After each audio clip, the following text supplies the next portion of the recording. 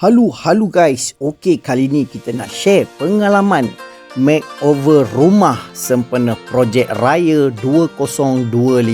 Okey, projek bermula dengan mengunggah kemas mengemas supaya senang tukang cat nak cat rumah. Memang penat guys. So tema kali ni adalah warna putih kemas, white gold. So untuk main adalah warna putih dan dia punya sulaman warna emas yang mana karat topok-topok tu semua kita cat.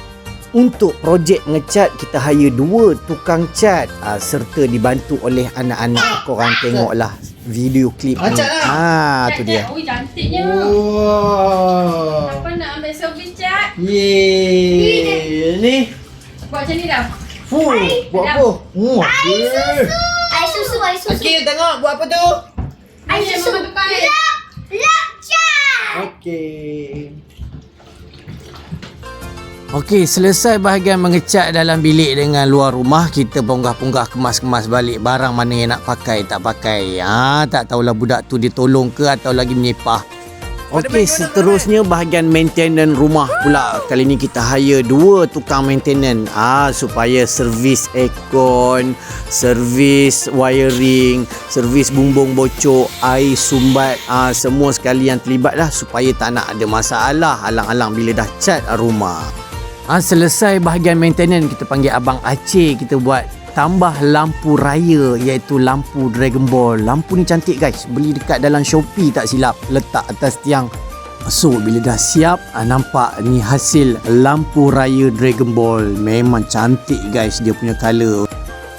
Tak cukup lampu Dragon Ball, kita tambah lagi lampu LED bunga api. Bateri 13888888888 shot. Memang takkan habis. VVIP memang takkan habisnya shot dia ni. So selepas hampir 2 ke 3 minggu untuk siapkan makeover ni, anak-anak nak jadi host untuk buat house tour projek raya 2025 dan inilah hasilnya.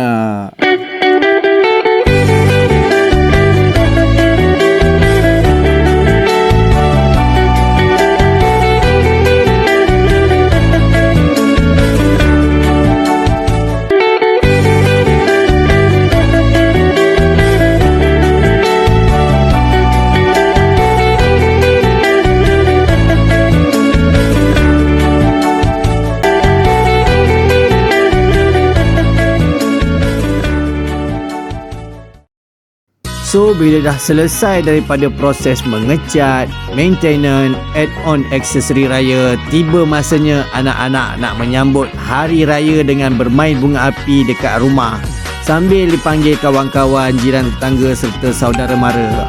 Nampak guys, seronok dia orang. Apa-apa pun alhamdulillah projek raya 2025 berjalan dengan lancar. Bye bye.